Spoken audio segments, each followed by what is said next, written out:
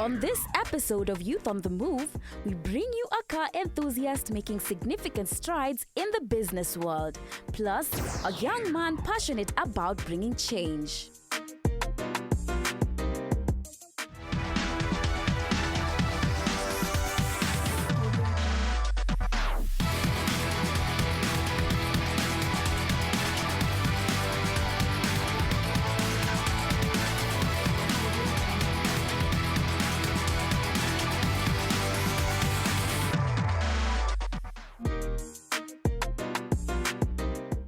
I am a serious car enthusiast. I'm also a member of TSI Club, which is a group of VW enthusiasts or cars under the VW group. And I'm also a husband, I'm also a father, I am also an avid traveler.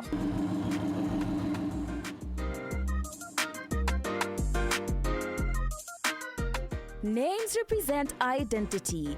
Giving a name means establishing an order. We were curious to find out the meaning behind the name. The word gurus means expert. So we are Gary gurus, car experts. Anything to do with cars. You want to import a car, we know. You want to do insurance, we will tell you the best guys. You want to fix your car, we'll tell you go to this and this place. You want to paint your car, you want to deal with your logbook, we'll sort it out. NTSA, anything. So we want to be a 360 element for everything. Financing, we'll give you 5 options, 2 options, however many you want. You come with your own financier, we'll tell you what you think about them, like that. So basically I wanted to be known, and we want to be known as car experts. Not just buying and selling and we leave you. Immediately you leave, we continue our relationship with you.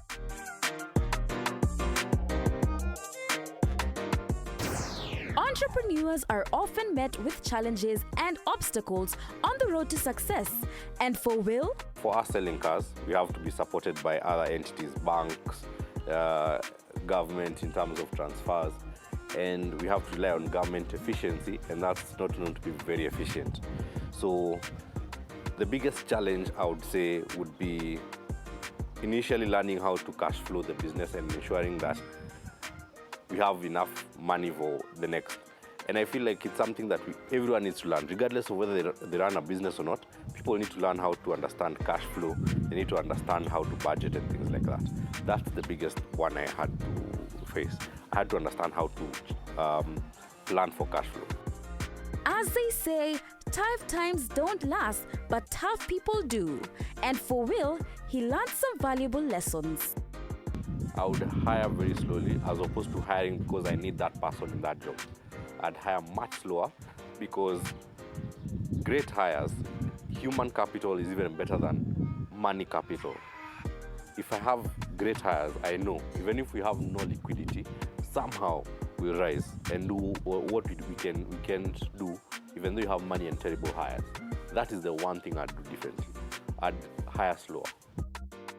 Raising capital is probably the biggest obstacle many entrepreneurs face in starting or growing a business. So how did this young man manage to do it? What happened, I actually got some investors who gave me a very little amount of startup capital. And looking back, I felt in that moment it wasn't enough. But then I managed to work around it and grow it slowly and slowly, compounding. I believe in compounding. So the more it compounded and rolled over, the more I saw the fruits.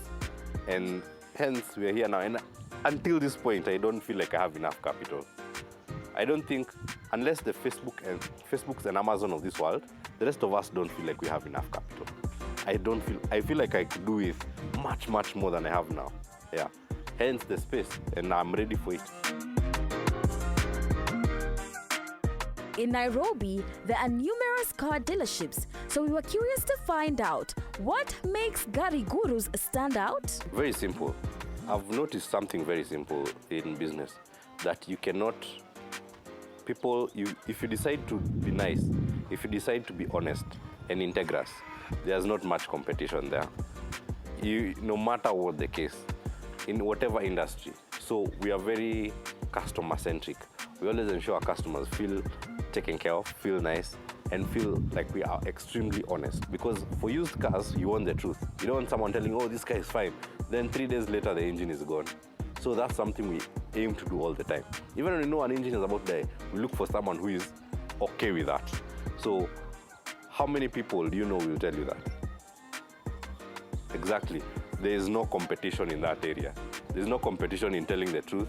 There is no competition in being honest and being nice. None.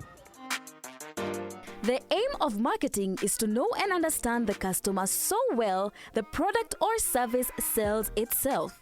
So how does Gari Gurus sell itself? 90% of our business is referrals. The other 10% is maybe we put up an advert on Facebook or Instagram and someone saw it and they bought a car from us. Or for example, I did an interview like this and someone saw it and they wanted to buy a car from me. But most of it is purely referrals. And because that's what I'm saying, I would say I'm a one-trick pony. I know that one trick, honesty and telling the absolute painful truth. I'll get more clients than someone who's spending has a big advertising budget. For most, happiness goes hand in hand with success. However, people's definition of success varies depending on what they value. For example, I really love cars. I just don't sell cars because I feel like there's money. I love cars. Any car, I know every car. I know the price of every car. Tell me a car. Wake me up at 5 a.m. and ask me, Will, I'm looking to buy this car. How much is it? I'll tell you. Tell me, I'm looking to sell this car. I'll tell you. Sell it at this price. So for me, I don't even have to look anywhere. I feel like I'm walking encyclopedia for cars. So I feel like for me, success is the ability to do what I love every day and not to do business with people I don't like.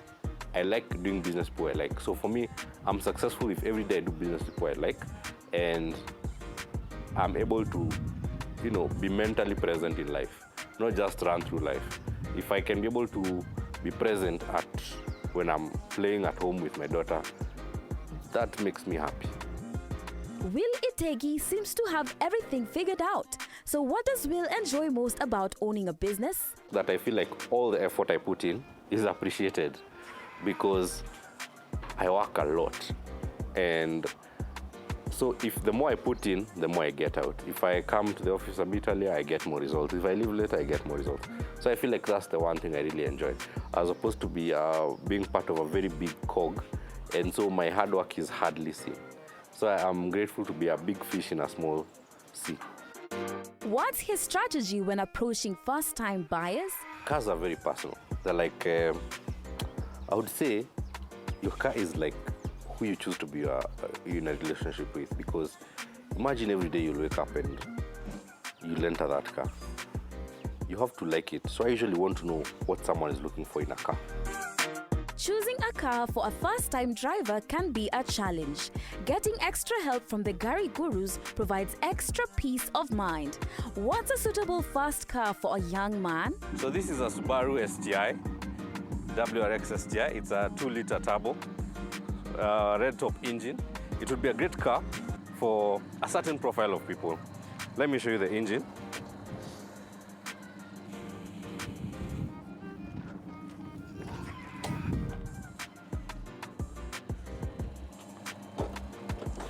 This is a red top engine. If you look at it, it looks powerful, and it is. It's an STI engine. This is a 6-speed automatic.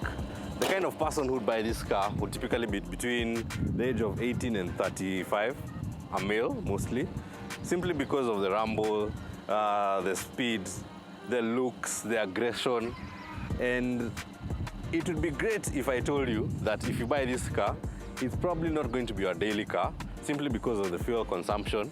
But if it is, you'll enjoy every moment of it. It will be miles per gallon, not miles per gallon. And a perfect car for a mom? As you can see, I've not used my keys.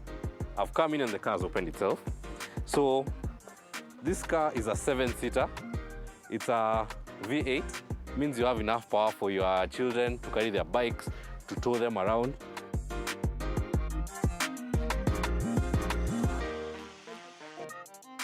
For aspiring entrepreneurs, all your dreams can come true if you have the courage to pursue them. Here are some quick tips to gear you towards that direction. Every day, I feel like I'm on the verge of losing it, but just do it afraid. Number 2, show up. Just show up. Things will just happen if you just show up. The first step is just to show up. Number 3, don't be afraid to ask for capital. There are so many people looking for return on their money. Just ask. Seek and you'll find. The door is just waiting for you to knock it and it will be opened. So those are the 3 I'd say. The price of success is hard work, dedication to the job at hand, and the determination that whether we win or lose, we have applied the best of ourselves to the task at hand.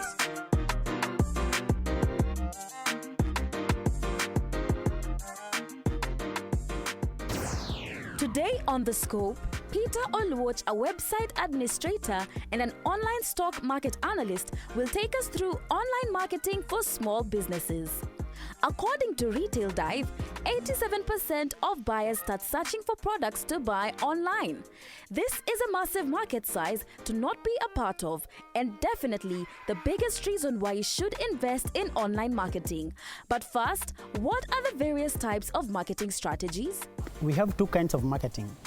Traditionally, we have, you can call it analog way of marketing.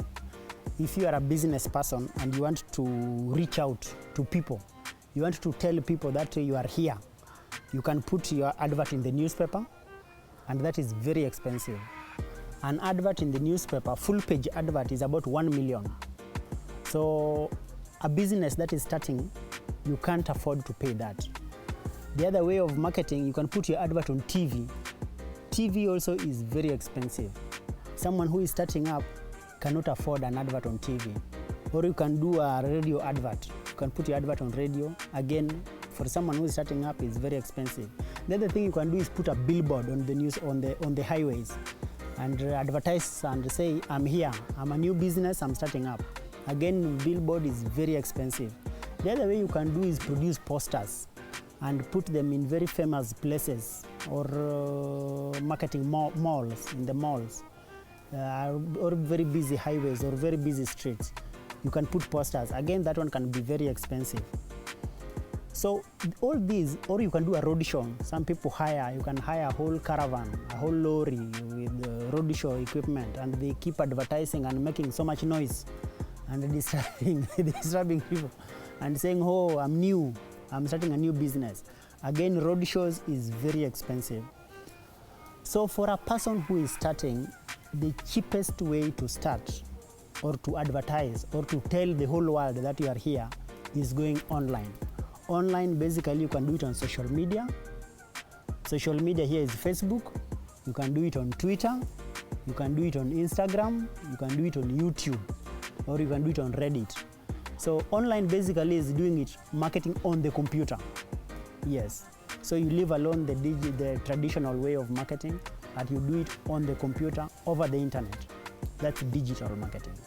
There are a number of marketing techniques. So how does one determine the most effective one? No best way to do online marketing. There is no best platform that you can use to reach out to Kenyans. Kenyans, almost you'll find 8 million on Facebook. You'll find about 5 million on Twitter. You'll find a bigger number also on YouTube. So if you do a search of how many Kenyans are on Twitter, for example, or how many Kenyans are on YouTube, or how many Kenyans are on Facebook, then you would want to engage them where they are most there, as in where are they more. So you would want to direct your energy towards those platforms. Ask a marketer or a business owner what they'd like most in the world, and they'll probably tell you more customers. What often comes after customers on a business wish list is more traffic to their site. How can a business keep the traffic flowing? So every day is a step. Every day is a step. Every day is a step. So what I'm doing on Facebook, talking to people about finances on Facebook, doesn't stop. I do it every day. What I'm doing on Telegram, what I'm doing on Twitter, talking to people about the stock market doesn't stop. I do it every day. As I also told you, I have a channel. I also talk to people about the stock market every day. So every day I'm fishing, and every day you are fishing from these many ponds, and every day you are collecting them to your Telegram channel. Parting shot? There are 10 million Kenyans online. Don't be afraid. Push your product whichever way you can.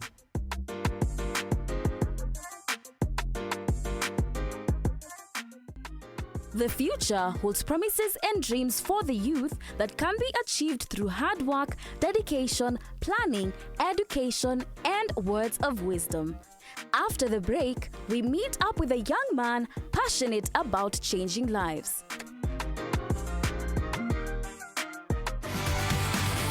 This week on She. Friendship in the workplace is good because remember you spend 80% of your time in the office. Yes. So you cannot thrive in a solo space. You might now be promoted and you get all that money and then you have to move organizations. Yes. But guess what? Oh, yeah. You will never have that confidence that That's I true. did this by myself. At which point is someone violating your boundaries as a woman? That's this Wednesday at 8:30 p.m.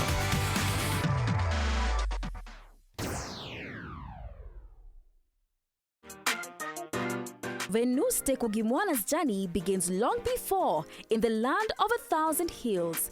His passion led him to aspire for change.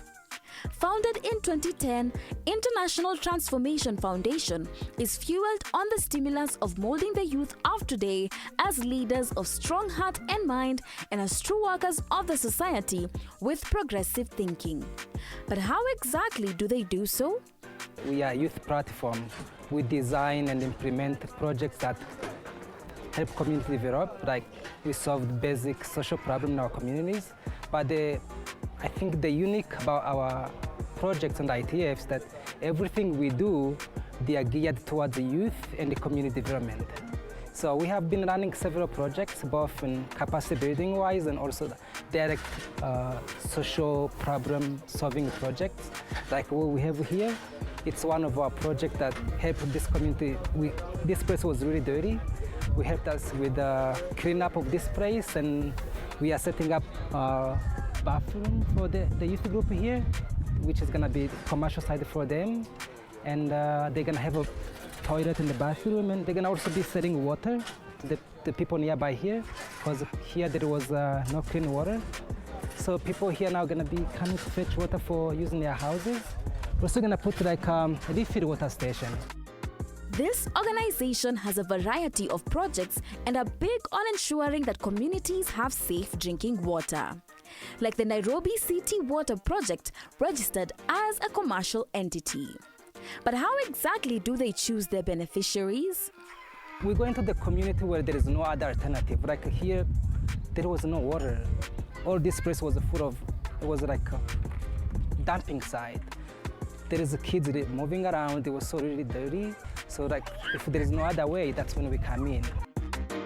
Out of all the countries in East Africa, why Kenya? Kenya regulations were more favorable to young people to start. That's really why we started here, because not really specific with the community issues, because our experience across East Africa is that our communities, we faced almost the same challenges. But Kenya-wise was business legislation-wise was more favorable to us as young people without too much hassle or investment to put in. We also got the opportunity to speak to the project coordinator. I honestly just randomly found it when I was looking for jobs, so I applied for a position there. Then I was called for an interview, and the rest is history. So I've been here for like, 5 years now. Community projects can be big or small. They can be implemented in developing countries or used to help vulnerable people in developed nations. No matter what type, size, or shape of community project you choose to get involved in, the facts show that community engagement improves lives in every region of the world. So what are some of their projects?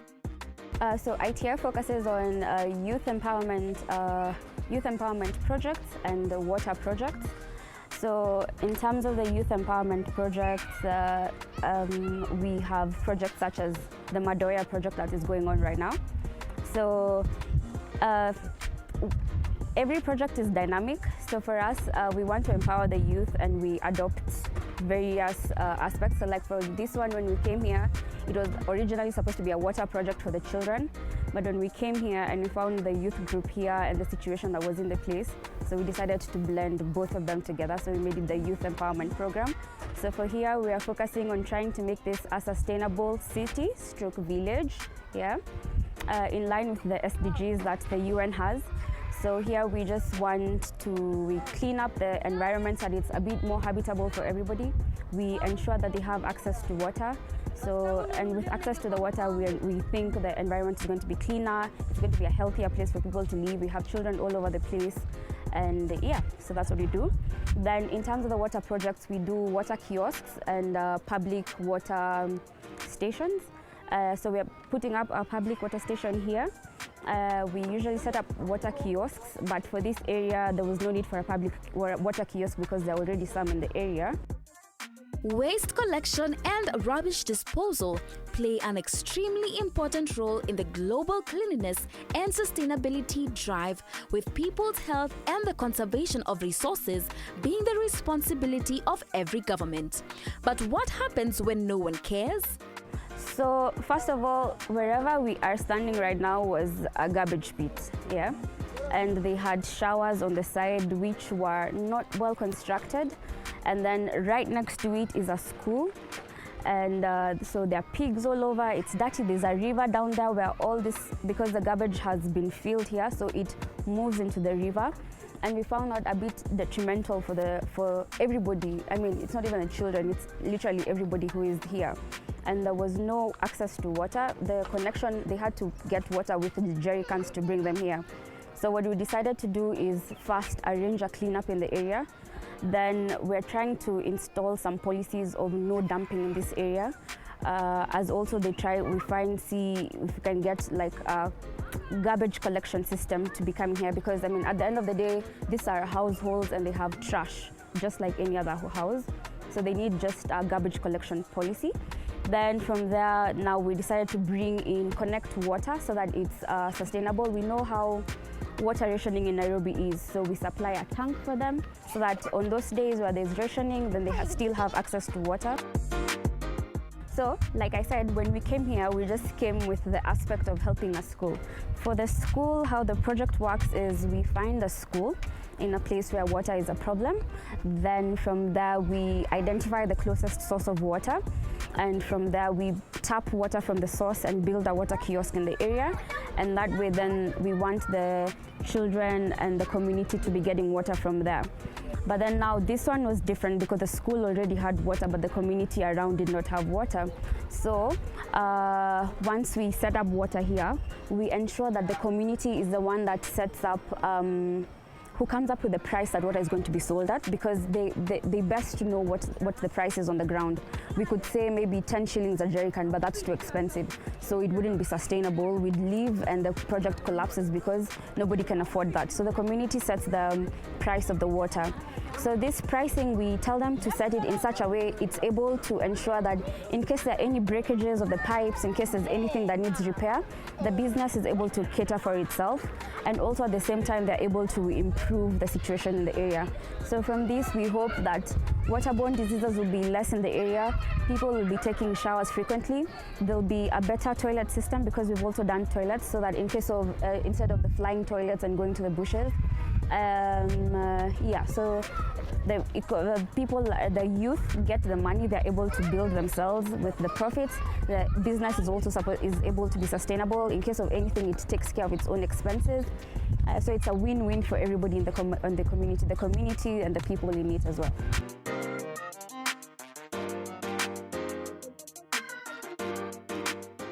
We also got to hear the impact of the project from a beneficiary, one James Njoroge, a member of Downyard Youth Group that works hand in hand with ITF to bring about change in the Maldoya community. So what does Downyard Youth Group do? Group tunadeal na garbage, lakini si members wote. Kuna part of members wenye wanadeal na garbage. Wengine wanafanya project ya kulisha nguruwe. Wengine wanalea mbuzi.